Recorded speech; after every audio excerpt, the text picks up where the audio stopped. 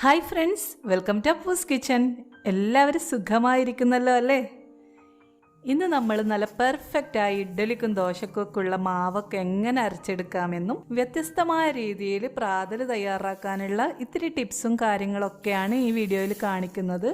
നിങ്ങൾക്ക് ഇഷ്ടമായെങ്കിൽ തീർച്ചയായും ലൈക്ക് ചെയ്യാനും കമൻറ്റ് ചെയ്യാനും മറക്കരുത്. നമ്മുടെ അപ്പൂസ് കിച്ചൻ ചാനൽ സബ്സ്ക്രൈബ് ചെയ്യാതെ കാണുന്നവരുണ്ടെങ്കിൽ തീർച്ചയായും ആ സബ്സ്ക്രൈബ് ബട്ടൺ ഒന്ന് പ്രസ് ചെയ്തേക്കണേ. കൂടെ കാണുന്ന ബെല്ലൈക്കണിൽ പോയിട്ട് ഓൾ എന്ന ഓപ്ഷൻ ഇനാബിൾ ചെയ്താൽ ഞാനിടുന്ന എല്ലാ വീഡിയോസിൻ്റെയും നോട്ടിഫിക്കേഷൻ നിങ്ങൾക്ക് വരുന്നതായിരിക്കും. അപ്പോൾ അതെന്തായാലും മറക്കാതെ ചെയ്യണേ.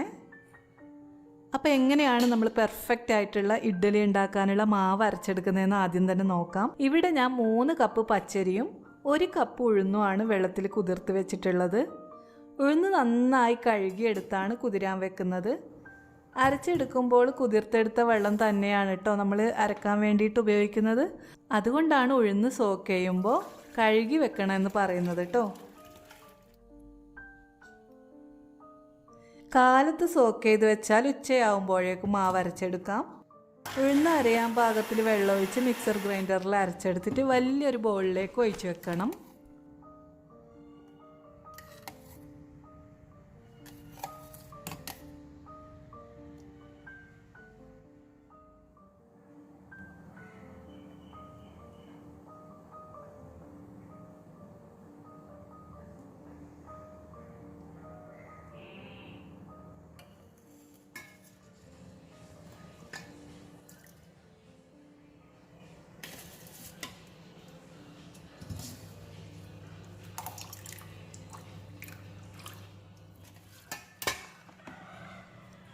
ഉഴുന്ന് അരച്ച മിക്സിയിലേക്ക് തന്നെ നമുക്ക് പച്ചരി ഇട്ട് കൊടുക്കാം.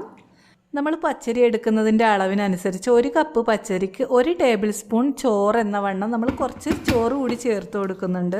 അങ്ങനെ നമ്മൾ നന്നായിട്ട് അരച്ചെടുത്ത ഈ പച്ചരി ഉഴുന്നരച്ച് വെച്ചതിലേക്ക് ഒഴിക്കുകയാണ്.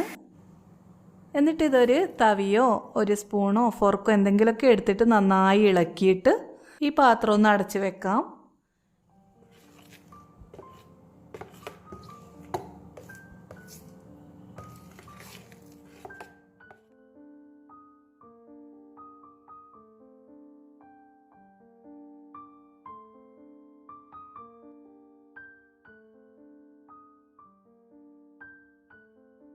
ഇതൊരു രാത്രി മുഴുവൻ അല്ലെങ്കിൽ പകുതി ദിവസം തൊടാതെ സൂക്ഷിക്കണം. ഇങ്ങനെ ചെയ്യുന്നത് മാവ് പുളിപ്പിക്കാൻ വേണ്ടിയാണല്ലോ. അപ്പോഴാണ് നമുക്ക് നല്ല പെർഫെക്റ്റ് ആയിട്ടുള്ള ഇഡ്ഡലിയൊക്കെ ഉണ്ടാക്കാൻ കഴിയുക.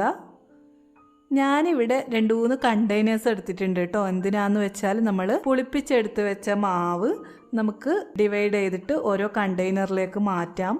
ഇങ്ങനെ ചെയ്യുന്നത് നമ്മൾ ഓരോ ദിവസത്തേക്ക് തയ്യാറാക്കുന്ന പ്രാതലിന് വേണ്ടിയിട്ട് മാറ്റി വെക്കുന്നതാണ് കേട്ടോ. ഇപ്പോൾ ഒരു ദിവസം നമ്മൾ ഇഡ്ഡലിയാണ് ഉണ്ടാക്കുന്നതെങ്കിൽ നമുക്ക് നെക്സ്റ്റ് ഡേ ദോശ ഉണ്ടാക്കാം.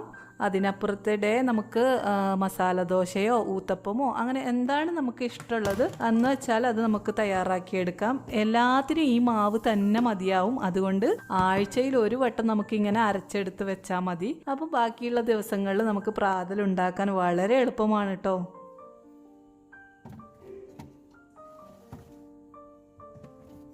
നമ്മൾ ഒരല്പം പ്ലാനിങ്ങോട് കൂടി കാര്യങ്ങൾ ചെയ്താൽ ആഴ്ചയിൽ 7 ദിവസവും വ്യത്യസ്തമായ തരത്തിലുള്ള പ്രാതൽ നമുക്ക് റെഡിയാക്കിയെടുക്കാം. ഇങ്ങനെ 2-3 കണ്ടെയ്നേഴ്സിലാക്കി വെക്കുന്നതിൻ്റെ കാരണം ഇതൊക്കെയാണ് കേട്ടോ.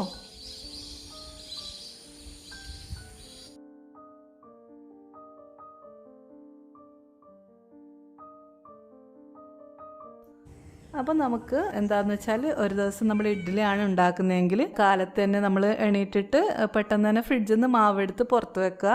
1 മണിക്കൂർ മുമ്പ് എടുത്ത് വെച്ചാൽ മതിയാവും കേട്ടോ. എന്നിട്ട് ഈ മാവ് നമുക്ക് ഇഡ്ഡലി തട്ടിലേക്ക് ഒഴിച്ചു കൊടുത്തിട്ട് ഇഡ്ഡലി പെട്ടെന്ന് ഉണ്ടാക്കിയെടുക്കാമല്ലോ. കാലത്ത് ഇഡ്ഡലി ഉണ്ടാക്കുമ്പോൾ നമുക്ക് പെട്ടെന്ന് തന്നെ തേങ്ങാ ചട്നി തയ്യാറാക്കിയെടുക്കാം. ഇവിടെ ഞാൻ പൊട്ടുകടല ഉപയോഗിച്ചിട്ടാണ് ചട്നി ഉണ്ടാക്കുന്നത്. ഇത് നല്ല ടേസ്റ്റി ആയിട്ടുള്ള ഒരു ചട്നിയാണ് കേട്ടോ. നമ്മൾ തേങ്ങാക്കൊപ്പം ഇത്തിരി പൊട്ടുകടലയും 2 പച്ചമുളകും കൂടി ചേർത്ത് അരച്ചെടുത്ത് അതിൽ നമ്മൾ കടുകും കറിവേപ്പിലയും ചുവന്ന വറ്റൽമുളകൊക്കെ താളിച്ചൊഴിച്ചാൽ പെട്ടെന്ന് തന്നെ നമുക്ക് തേങ്ങാ ചട്നി തയ്യാറാക്കിയെടുക്കാം. ഇനിയില്ലെങ്കിൽ നമുക്ക് സാമ്പാർ റെഡിയാക്കി വെച്ചിട്ടുണ്ടെങ്കിൽ ഇഡ്ഡലിക്കൊപ്പം സാമ്പാറും കഴിക്കാമല്ലോ.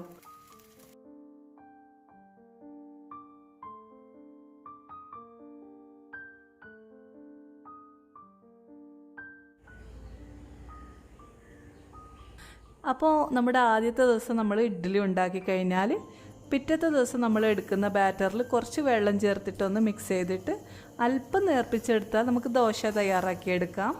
ദോശമാവ് തയ്യാറാക്കി എടുക്കുന്നത് നമ്മുടെ ഇഡ്ഡലി സെയിം ബാറ്റർ തന്നെയാണ് കേട്ടോ. അതിൽ ഇത്തിരി കൂടി വെള്ളം ഒഴിച്ചിട്ട് ലൂസാക്കുമ്പോഴാണ് ദോശമാവ് നമ്മുടെ പാകത്തിനൊത്തിട്ട് ദോശക്കുള്ള പാകത്തിന് റെഡിയാവാം. അപ്പോൾ ദോശക്കൊപ്പം നമ്മൾ പ്ലെയിൻ ദോശയാണെങ്കിൽ ചട്നിയോ സാമ്പാറോ എന്തെങ്കിലും കൂട്ടി കഴിക്കാം. അല്ല നമ്മൾ മസാല ദോശയാണ് ഉണ്ടാക്കുന്നതെങ്കിൽ ഒരു പൊട്ടറ്റോയും ഒരു ബീട്രൂട്ടും ഒരു ക്യാരറ്റും തൊലി കളഞ്ഞ് പ്രഷർ കുക്കറിൽ ഒരു 2 വിസിൽ വരുന്നവരേക്കും വേവിച്ചെടുക്കുക. പിന്നെ നമ്മൾ കടുകും കുറച്ച് പച്ചമുളകും മല്ലിയിലയൊക്കെ താളിച്ചെടുത്ത് അതിലേക്ക് ഈ വേവിച്ച കിഴങ്ങ് വർഗ്ഗങ്ങൾ ചേർത്ത് നന്നായി ഉടച്ചെടുത്തിട്ട് മസാല ദോശ ഉണ്ടാക്കുന്ന മസാലക്കൂട്ട് റെഡിയാക്കാം.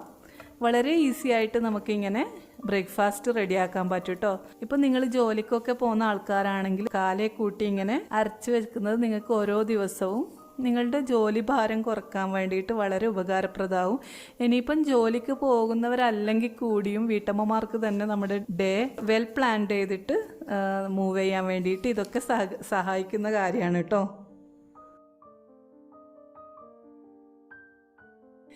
ഇടയ്ക്ക് നമ്മൾ അല്പം ഒന്ന് മാറ്റിപ്പിടിച്ചല്ലേ മതിയാവും. അപ്പോൾ നമുക്ക് എന്ത് ചെയ്യാം, രാത്രി നമ്മൾ കുറച്ച് അരി കുതിർത്ത് വെക്കണം. പുഴുങ്ങലരിയാണ് കേട്ടോ ഇവിടെ ഞാൻ എടുത്തിട്ടുള്ളത്.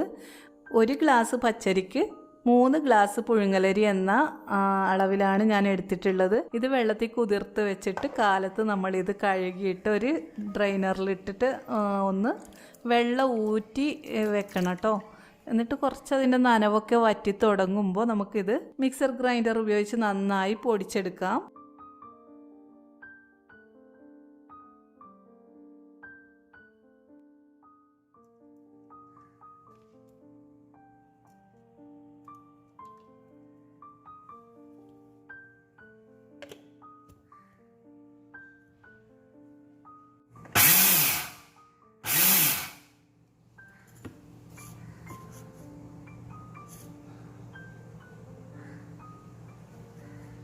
നമ്മളിത് പൊടിച്ചെടുക്കുന്നത് പുട്ടിയിടാൻ വേണ്ടിയിട്ടാണ്. നമുക്കിന്ന് നമ്മുടെ ഫേവറേറ്റ് ഫുഡ് പുട്ട് തയ്യാറാക്കിയെടുക്കാം.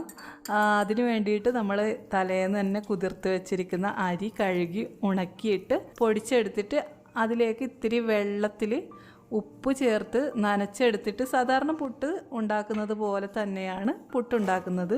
ഇതും നമ്മൾ കാലേ കൂട്ടി ഈ മാവ് റെഡിയാക്കി ഫ്രിഡ്ജിൽ വെക്കുകയാണെങ്കിൽ കാലത്ത് നമുക്ക് എണീറ്റ് പെട്ടെന്ന് തന്നെ പുട്ട് റെഡിയാക്കി വെക്കാൻ കഴിയും.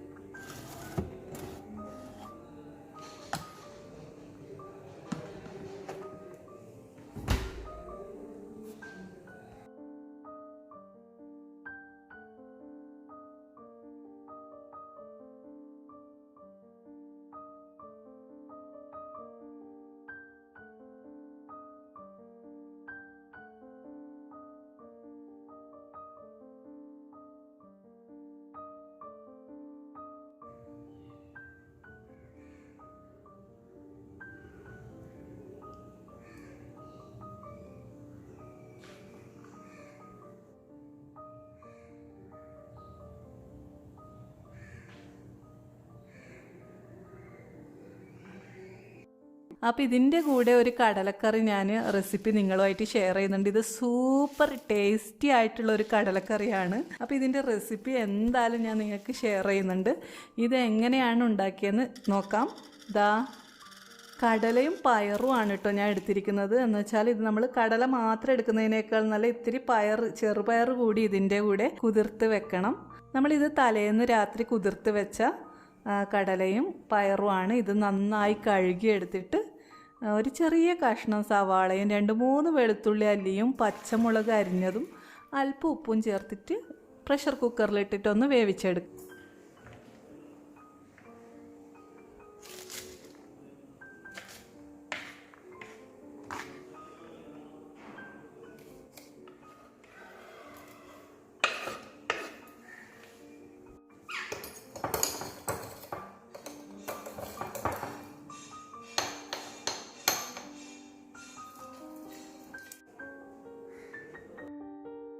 കൊടുക്കുക. 2-3 വിസിൽ വരുന്ന വരെ നമ്മളിത് വേവിച്ചെടുക്കും കേട്ടോ. അപ്പോൾ ഇത് നന്നായി വെന്ത് വരുന്ന സമയം കൊണ്ട് നമ്മൾ എന്ത് ചെയ്യണം, കുറച്ച് തേങ്ങ നമ്മൾ വറുത്തെടുത്ത് വെക്കാനുണ്ട്. അതിനായി ഞാനൊരു പാനിൽ അല്പം ജീരകം ചേർത്തിട്ടുണ്ട്. പിന്നെ ഇത്തിരി കുരുമുളക് വേണമെങ്കിൽ ചേർത്ത് കൊടുക്കാം. എന്നിട്ട് അതിലേക്ക് നമ്മൾ ചിരകി വെച്ച തേങ്ങ ചേർത്ത് നന്നായി വറുത്തെടുത്ത് അതിലേക്ക് മഞ്ഞൾപ്പൊടിയും മുളക് പൊടിയും മല്ലിപ്പൊടിയും ചേർത്ത് ഒന്നുകൂടി നന്നായിട്ട് വറുത്തെടുത്തിട്ട്, ഇങ്ങനെ നന്നായി വറുത്തെടുത്ത തേങ്ങാക്കൂട്ടിലേക്ക് നമ്മൾ വേവിച്ച് വെച്ചിരിക്കുന്ന കടല കൂടി ചേർക്കുന്നുണ്ട് കേട്ടോ. ഇതാണ് ഈ കറിയുടെ രുചിയൊന്ന് മാറ്റി മറിക്കുന്നത്. അപ്പോൾ ഈ വേവിച്ചെടുത്ത കടല കൂടി ചേർത്ത ഈ തേങ്ങാക്കൂട്ട് നന്നായിട്ട് കുറച്ച് വെള്ളം ചേർത്ത് അരച്ചെടുത്തിട്ട് നമുക്ക് വേവിച്ച് വെച്ച കടലക്കറിയിലേക്ക് ഒഴിച്ചു കൊടുക്കാം. എന്നിട്ട് ഈ കറി നന്നായി തിളച്ച് വരുമ്പോൾ നമുക്ക് താളിച്ചൊഴിക്കേണ്ടതുണ്ട്. ഇത്തിരി വെളിച്ചെണ്ണ ചൂടാക്കി കടുക് പൊട്ടിച്ച് വറ്റൽമുളക് ചേർത്ത് കറിവേപ്പില ചേർത്ത് നമുക്ക് സാധാരണ കറികൾ താളിക്കുന്നത് പോലെ ഇതും താളിച്ചെടുക്കാം. നല്ല സൂപ്പർ ടേസ്റ്റി ആയിട്ടുള്ള കടലക്കറിയാണ് ഇത്. നിങ്ങൾ ട്രൈ ചെയ്തിട്ടില്ലെങ്കിൽ തീർച്ചയായും ട്രൈ ചെയ്യണം കേട്ടോ.